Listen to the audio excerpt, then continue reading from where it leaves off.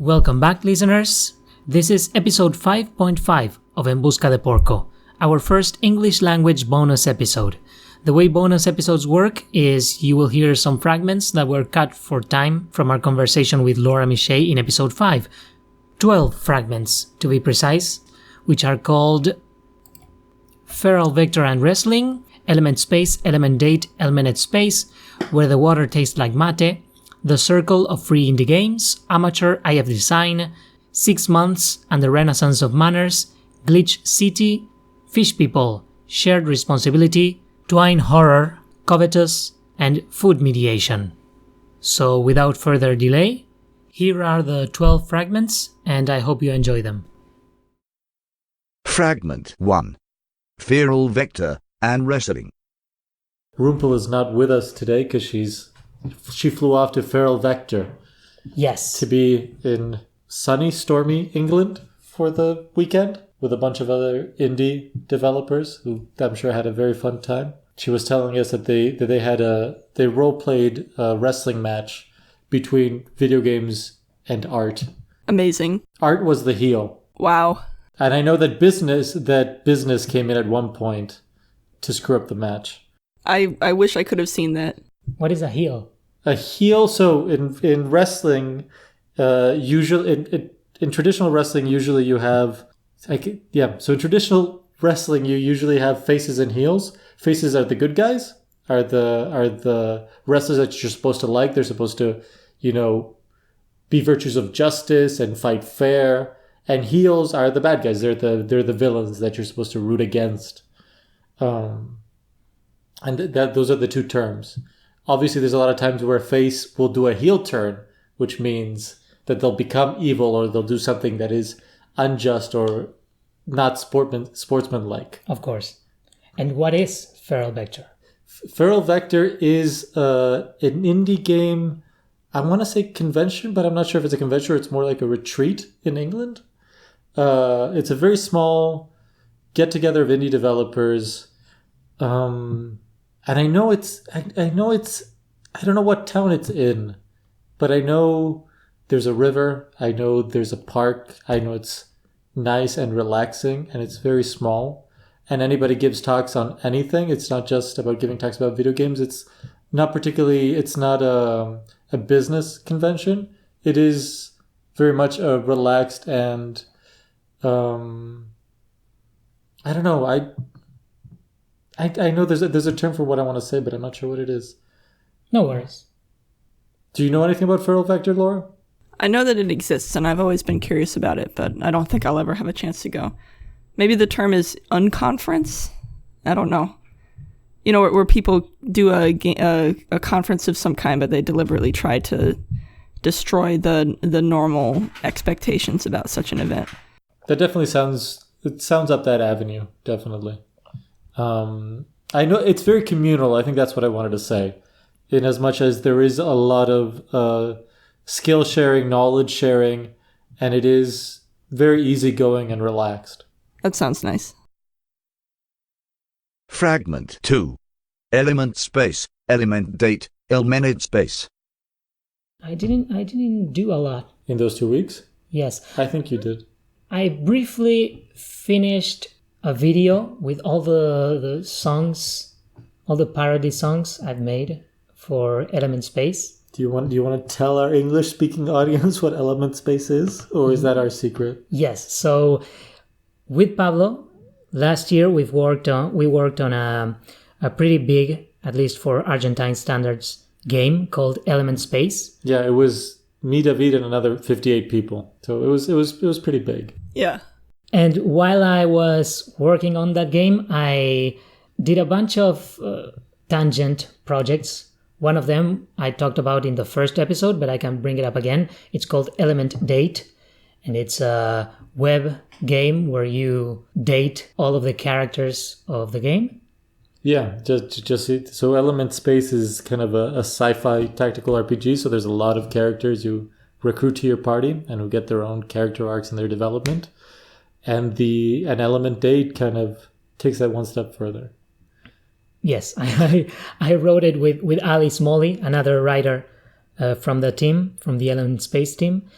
And very recently, I re-recorded a bunch of songs I used to make up while I was working on Element Space, which are mostly famous songs, and I just changed the lyrics so they are about Element Space characters and missions and factions. And I'm about to release it. Do you want to mention one of those games? One of those songs, I mean? Do you want to, like, for example, what real world songs they're based on? Well, many of them are in Spanish and many of them are in English. So you've done a remix of Maria by Ricky Martin? Is that Maria right? by Ricky Martin, yes. Because we have a character named Maria in Element Space. We have a character named June, and I've made a song called Hey June, based on Hey Jude. Wow. Very clever. And many such... I think one thing that I'm very interested in, because it's not... Element Date is not the first game I've made based on an Argentine game. So I really like grabbing Argentine games and making entire, well, small, but entire parody games based on them. I really like just latching on to a pun, or wouldn't it be fun if this game did this, and pouring a bunch of hours into silly jokes. That's kind of my thing, right? That is definitely a thing you do a lot, yes. Fragment 3. Where the water tastes like mate. The first time I met you, Laura, in person was in GDC 2018. Yeah. And Where the Water Tastes Like Wine had just been released. Yes. I remember we were all very impressed by it, and we continue, at least Pablo and I, we continue to be inspired by the project, and we dream of making something that resembles or approaches that kind of ethos and diversity of voices. Oh, thank you. Yeah, I mean, it was Janneman's idea. I just helped execute it, I suppose. I don't know how familiar you're with it, but there is an Argentine drink called mate, which is usually, it's similar to tea in the sense that it's mate leaves, which are kind of drank out of a little bowl to which you pour almost boiling water, and it creates something similar to a tea, and which you drink with kind of a metal straw that filters out the leaves. I think I've seen it for sale here in Los Angeles in a couple places. That makes sense. And usually it's a social drink. People drink it alone, but it's very common traditionally as a social drink. So you pass this little, it's a cup really, this cup around as you keep pouring more water into it. And it's very traditional. It's very common for there to be storytelling associated with that, at least in some folklore. And so when we played Where the Water Tastes Like Wine, one of the ideas that we thought for kind of adapting a similar idea to Argentine is making kind of a post-apocalyptic mate drinking game in which you have to bring the mate to people in wildly different parts of this post-apocalyptic Argentina and collect their stories. That sounds very cool. I would play that. Yes, I had originally thought of the game without the narrative context. I just wanted kind of systemic game where a person had this role where instead of bringing the cup of mate to a small gathering of people, they had to travel the Argentinian plains, creating this shared communal experience and bringing different communities back together after an apocalyptic event. But after Where the Water Tastes Like Wine, and I posted the idea on Facebook. And after Where the Water Tastes Like Wine, Pablo told me that he kind of envisioned the same idea I had, but where besides bringing mate to all these different communities, you were gathering stories and telling them and bringing the community together, both with mate and storytelling, inspired in Where the Water Tastes Like Wine. And during last GDC, we were speaking about this to people, I don't remember who, and I think from the conversation came up the name Where the Water Tastes Like Mate, which would be an excellent working title for the project. Yes. Mm-hmm. But I think what's really inspiring is all the stories that Where the Water Tastes Like Wine tells about America and about American society and the United States, and how, the Dust Bowl and the Great Depression era kind of reflect on its current times and the current era. Yeah, there's a lot of resonances. Definitely. And I think doing something similar with any other country or culture seems like a way to get a lot of really rich stories out there. And I think we have a very big game writing scene in Argentina, where I think there's a lot of writers that could really contribute to that. So it is kind of an inspiration in that sense. Fragment 4. The Circle of Free Indie Games. I think the closest thing I follow today is Warp Door. Yes, I think Warp Door was deliberately trying to be similar to it, but for some reason, I don't find myself as drawn to Warp Door as I did to freeindiegame.es. Yeah, it was a great site. I remember when it started, Terry Kavanagh had said on his blog that he used to find weird, small, free indie games every day on, I don't know, Newgrounds, Congregate, yes, Armor Games, whatever. But it came to a point where it was harder and harder to find them, and the exploratory, weird, experimental, free Flash game was harder to find. So we wanted to make a site that curated all those experiences.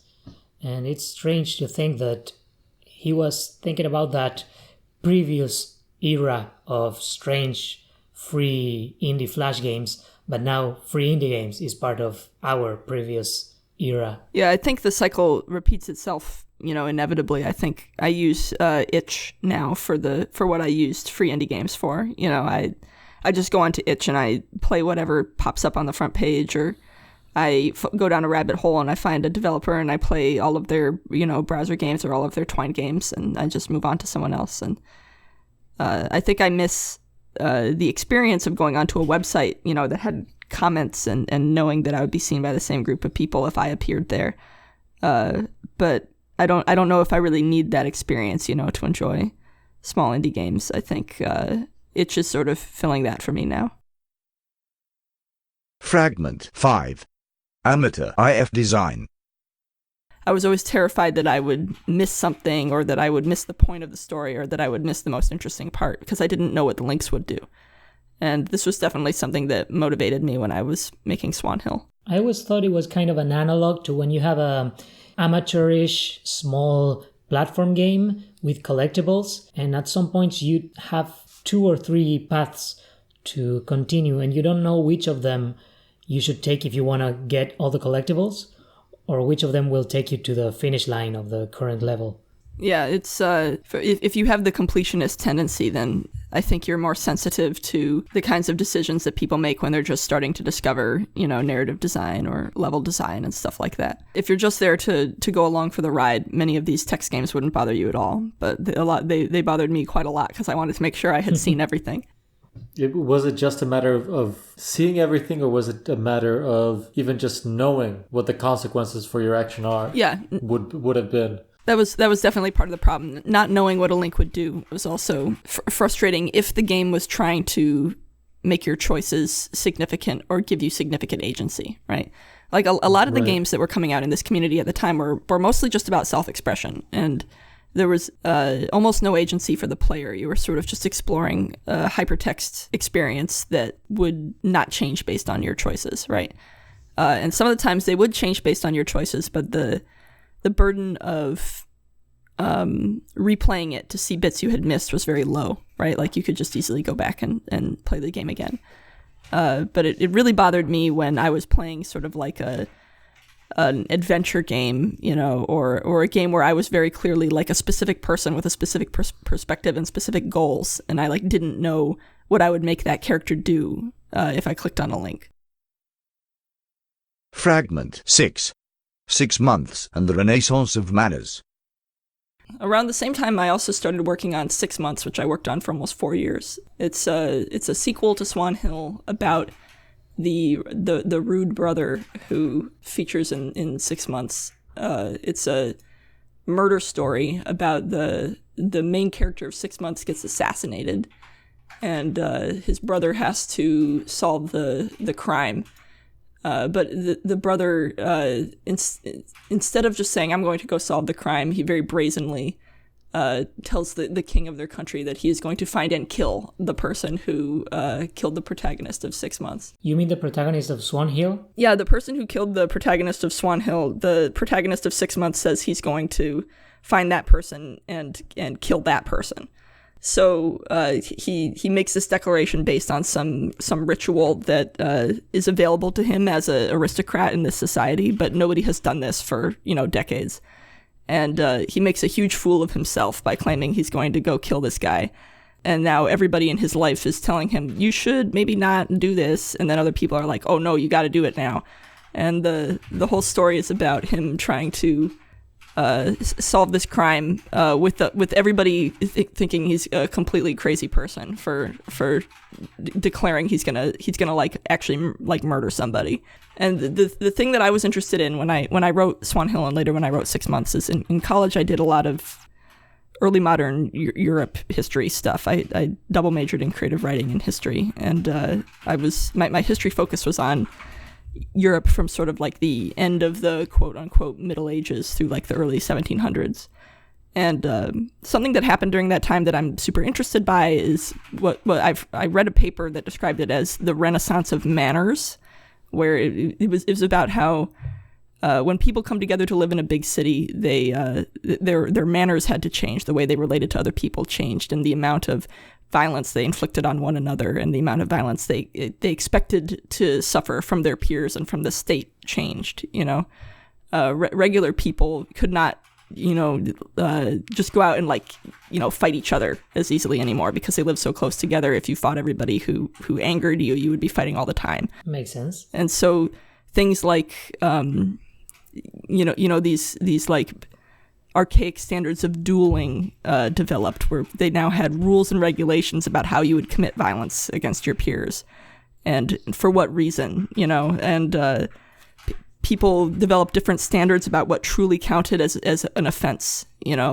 People essentially as a group decided to grow a little bit thicker skin, and maybe limit the amount of times they had to get angry at other people and fight them because that's exhausting, right? And the idea of a renaissance of manners fascinated me when I was in college because at the time I saw a lot of resonance with what's happening in our lives today. Because of the internet, we now interact all the time with people that we hate, whereas in our normal lives, maybe it would be easier to avoid those people, right? Like in my physical life, I just avoid hanging out with people that I don't like. But if I'm online, I'm constantly being exposed to people on Twitter that I don't want to talk to at all, Yeah. And I was at the time fascinated by the idea that the circumstances of our lives and the type of communities we're exposed to affect, the amount of craziness in our life and the amount of anger and violence we might expect to experience. And, we can change our manners and we can change our expectations for interacting with people in order to reduce the amount of craziness in our life and maybe make it a little bit more calm. And I wanted to tell a story about a society where they had undergone a renaissance of manners and then somebody sort of disturbed it, So the main character in 6 Months lives in a society where people no longer do this crazy stuff. But he's done it anyway, and now everybody's mad at him, and now he doesn't know what to do about it. So that was what I was going for with 6 Months, and I worked on that project for years because my idea was to make a novel-length Twine game. I wanted to make an experience that would take hours to play, and I wanted to use the exact same red and black link interaction method from Swan Hill because I still loved it so much. And I have more than half of 6 Months done, and I'll probably never release it because I don't like it so much anymore, I guess. But maybe someday I'll go back and rework it. It happens. I remember you posted the first chapter, maybe? Yes, I posted a demo. That's the first, it's the intro month. I don't know. I think there's an intro, and then I think the first month of the titular 6 Months starts after the demo, but I completed up through month 4. Month 4 is done. And I did a lot of pretty intense twine tricks in there that I'll never be able to show anyone that I want to record GIFs of someday and post them all because I did a lot of truly weird sort of click through methods where you had to click words over and over again to make things happen. And you could click a bunch of black links that would cause text to appear and then completely disappear, and a lot of weird stuff with red links, pages of red links. I don't know. It was a lot of fun exploring that interaction system from 6 months, but I don't know. I would tell a different story, I think, today if I were working on it. There are definitely things I would change. Fragment 7. Glitch City. Correct me if I'm wrong, but I think I watched a talk you did about olden times rivalries. Oh yes, about Romans offending each other. Yeah, I did that at Glitch City demo night, and I might be doing it at the next demo night, like in a week and a half, if they don't find enough speakers.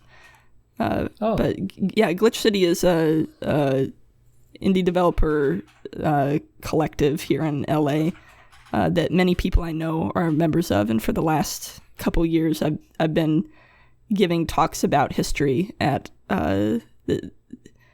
they during E3 every year they put on an event which is sort of like their E3 party, but it's also sort of like a speaker event that has sort of like an anti-E3 vibe, where instead of talking about games business, people talk about other things, sometimes things that have nothing to do with games. So I think 3 years ago I gave a talk about Cicero, the ancient Roman lawyer, and Publius Clodius Pulcher, who was a politician who Cicero hated, and about their rivalry and about how they wrecked each other's lives in a very entertaining way. And then the year after that, I did a talk about Nero attempting to murder his mom.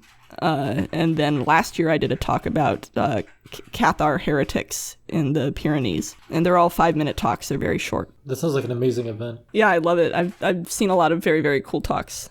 My roommate Rachel Sala once gave a talk about deep sea monsters.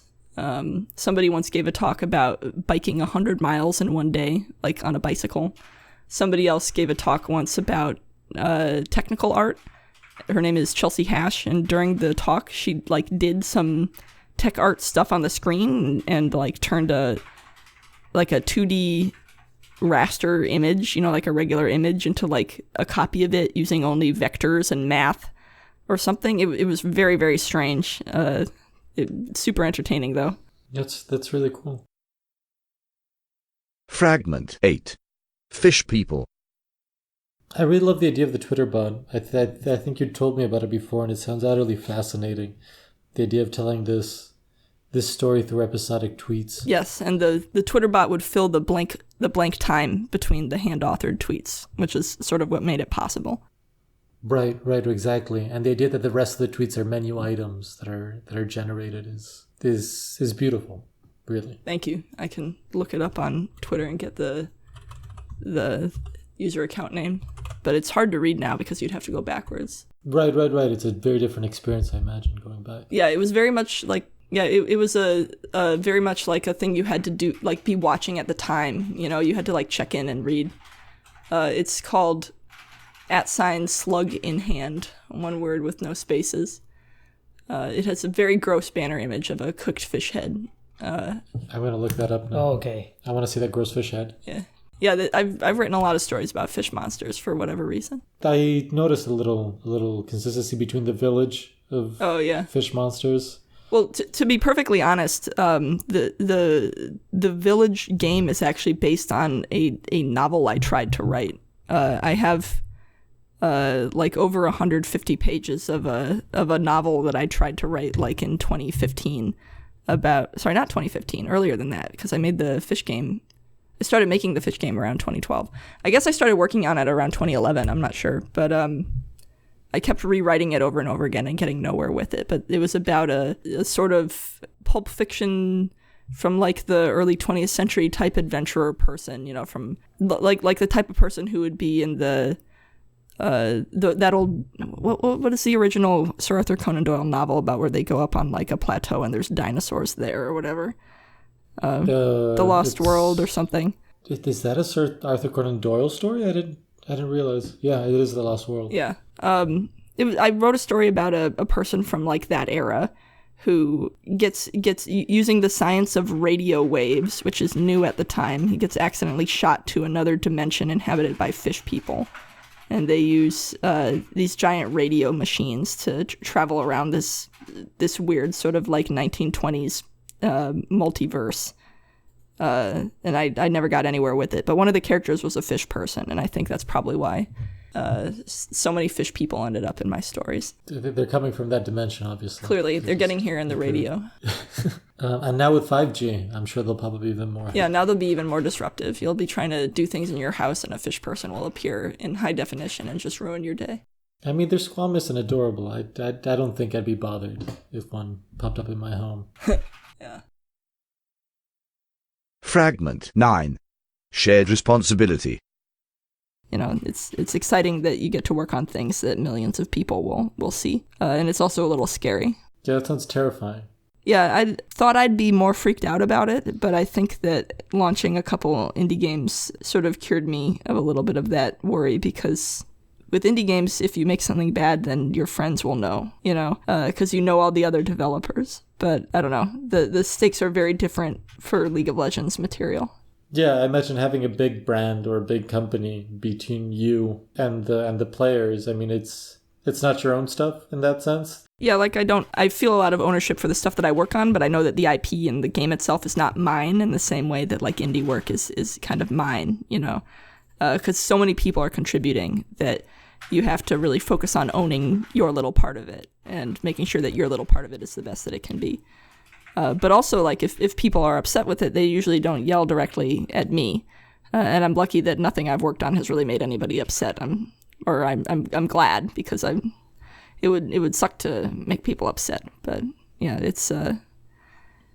I think it's much chiller launching things in a community like that, where you and a bunch of other people all worked on something together, and you all share responsibility for different little parts of it, and you all, you know, trust one another. That's been easier for me than launching a tiny project where I'm responsible for a huge percentage of it, and everybody that I care about in the world knows exactly which bits I was responsible for. You know, that's nerve-wracking. Yeah, that definitely sounds nerve-wracking. I think one of the things about working on Element Space is that at the end of the day, no matter how great or terrible my work was, it wasn't my story. They weren't my characters. It wasn't my game in the same way it would have been if I had been in a design or direction role. Yeah. And that comes with frustration and also with security in a certain sense. Yeah. There's I think everybody wishes that they could be the, you know, creative director of their own idiosyncratic project, right? But I think that the first time I get a chance to do that, I will be completely terrified. Right now, I can just sort of relax and concentrate on trying to do a good job and not worry about whether my day job work is a complete expression of my own soul, you know. And that's also very similar to all the other work I've been doing since like 2011, you know, when I first started working in games. I've always had a day job separate from my side work, and my side work has always been, you know, personal work as opposed to my day job, which has always been pretty remote from things I would make if I was the one with all the money, you know. Right. I always viewed the ideal working situation in that sense as working with a team of other creators and coming together to create something that is thematically aligned between the lot of us. Yeah, that's very rewarding. Yeah, which is kind of what Metajuegos has kind of been in my life, I think, in the sense that it's a bunch of different colleagues and writers coming together to work on something that has a very defined theme and message and objective that we all agree on. Yeah, I'm glad when I have opportunities to do something like that. Fragment 10. Twine Hora. Like, I remember one of the first Twine games I played was it Sabat? Oh, yeah. You're basically transforming your body into a horrific creature or monster made of different parts, and then you kind of rampage and wreck the city after doing that ritual. And I loved it. I mean, it's a great game. I replayed it a lot of times just to get the different body combinations of different body parts. And in fact, somebody had made a tool in which you could open up the Twine game in it and actually see what the monster looked like instead of just reading about the different body parts. How would that work? I don't remember how it worked, but it was great. I don't know if you imported it or if you just selected it within the character creator. But I remember, I think it was a matter of importing something into it. Were the graphics in the original game? No. The original game is just text. So it was sort of a interactive fan art. Yeah, yeah, exactly. That's wild. I'm sure we can find it, but it was great. I loved it because the descriptions for those monsters were very good. I wonder if that has something to do with the fact that there's a director's cut version of that game available. That must be it. I think that's it because I remember buying the director's cut after playing the original, and I like that game. I know there's a lot more that kind of deal, especially a lot of Porpoise's work revolves around about bodies and about body horror, or at least your body changing and transforming. Yeah. Yeah, there's some of that in Pathologic for sure. Not so much your body, but as like the town representing the collective body of the community. You know, I guess in the way that you might get that same interpretation out of Midnight Snack. So I was gonna ask, because I've only seen screenshots of Pathologic. How does the plague affect people really? I mean, like what does it do to them, or how does it manifest? It makes them generally ill. At one point in the game, people who are infected are completely sort of wrapped in bandages like mummies, and they pursue you very slowly through the houses while you're trying to loot these infected houses. The plague also causes these scabs to appear on the outside of houses. They're a little bit like they look like a rash that a person might have, but on the side of the house. So you can tell from the street which ones are infected. Fragment 11. Cavitus. I remember another super pixelated horror game, also from the Flash indie experimental era, which is called Cavitus. I don't know. Is that a word? I mean, it is. Cavitus is a word. So, and you're playing sort of a parasite inside a human body, and you have to eat things. I found it. I remember this one. I loved it. I think it's very scary for being such a small, low-res game. Yeah, I remember playing it. Holy crap. Great. Yeah. Going back in it's time. So creepy. I remember this. Yes. Yeah. Oh, wow. Oh, yeah. This was on like Congregate. Mm-hmm. So what I'm looking at is I'm guessing the map of the game, which is a human body. Exactly. And you see its interior organs. You kind of see the interior of it, and I imagine you're moving within it. Yes. Yeah, and you're picking up these little white dots, and something happens when you eat all of them. I forget what. Oh, I remember what. What happened? Well, spoilers for Cavitus. Spoilers for Cavitus. It is a very old game. Between levels, the main character, the parasite, has bursts of text, and I think that's fan art. Oh yeah. I think it's about an absorbed twin. Yeah, right? they reveal more and more that you're an absorbed twin, and eventually you have to decide whether you want to perish and be absorbed and let your host live, or thrive and kill your host. Yeah, there's kind of this image of this white pixely baby kind of emerging from this human body. And if you choose to kill your host, the super minimalistic style plays a very gross animation of you bursting out of your brother.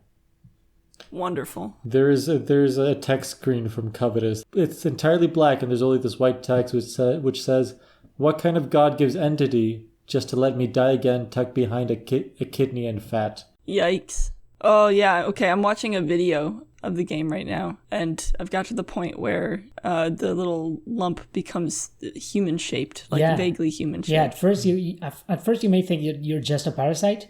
Yeah. And you start to become this baby. I must continue consuming my host, my ignorant kin. Oh god. Oh, gross. So I remember this game. This is so good. Who made this? I think. Let me see.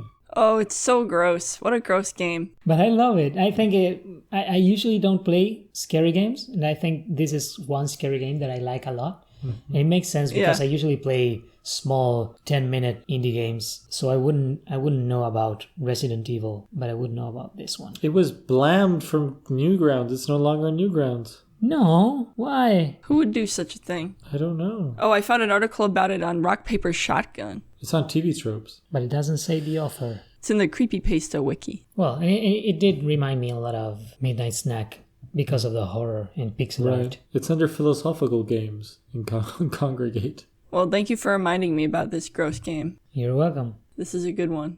Oh my god, it was on Newgrounds for 7 years and they got rid of it in 2017. Why did they do that? We arrived too late. I want to complain about this on Twitter. I think that's Please a good do, place please for do. it. Let's start a hashtag. Bring back Cavitus. Bring it back. At least there's a YouTube video. But you don't have the physicality of playing it. On the last cutscene, if you wanted to thrive and kill your host, you had to smash the space bar. Oh, that's a good one. It's a good idea. Fragment 12. Food mediation. They defend themselves by throwing food at you, which I guess if you only eat humans, you don't like other food. No, you need that good human. You need that tasty human Yeah. sustenance. I mean, Porkovich is now addicted, and the vampire has to eat humans. I get a little more confused about Outerfish because he's supposed to be an alien, so I guess he can eat other things. Aliens just love eating people. I mean, maybe he has other food supplies on his planet, but when he comes People. here, the only thing he can eat, the only edible thing he found on Earth are people, and all the other things are poisonous to I him. guess that's bizarre though, because other mammals aren't that different. He probably needs a protein in the human brain or something. Of course. That makes sense. Or maybe just Outerfish just finds them delicious. Maybe it's not a matter of necessity. But why it's would- just a matter of taste. Why would it be vulnerable to other foods that people throw at him? Why is anyone vulnerable to other foods? Really? Why would a vampire be vulnerable? Yeah, I think they're just objects and work as solid objects. That people throw at do you. they actually do damage to you in the game? Do they really I think they do. They seem I don't remember. ineffective. I think they lower your blood counter. Maybe it's all tainted food. Maybe it's all poisonous food. Maybe that's the truth about this village. All the food is tainted. Yeah, seems likely. That's probably what they're doing in the houses. They're poisoning the food. Tainting the food? Yeah. On purpose. They just got a huge production line in there. They're just creating pies and putting poison in pies. Creating pies, putting a dead mouse in every pie.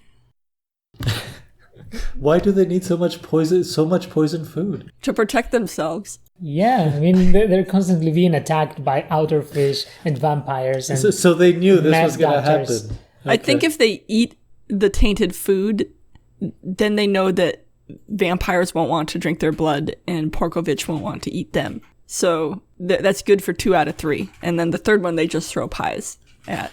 I think they throw kind of chicken at you. Or maybe they just all love going to the theater, and they're just ready. They're ready to throw food at the actors on the stage. They love going to the theater and they know that they'll hate whatever they see there. So Yes, it's a very bad theater production that they frequent. yeah. Or maybe it's like sort of a gamer culture, but with theater. So they'll be complaining a lot about anything that comes up. Well, that can go into the culture of manners thing we were talking about earlier. Maybe it is a culture that kind of It has no manners. developed around no manners, or has developed very specific interpretations about throwing different foods on stage, and each food has its own social commentary or has its own meaning. Yeah. Yeah, each one probably is used to communicate a very specific emotion and to resolve a specific type of conflict. Right. So, I mean, throwing a pie could actually be something very positive. It's like, oh, somebody really liked it. They're telling us that they found a lot of depth and sweetness. Yeah, please eat this pie. Yeah, it could be a really sad story of cultural miscommunication. They all love the monsters, but they throw food and the monsters think they're being attacked.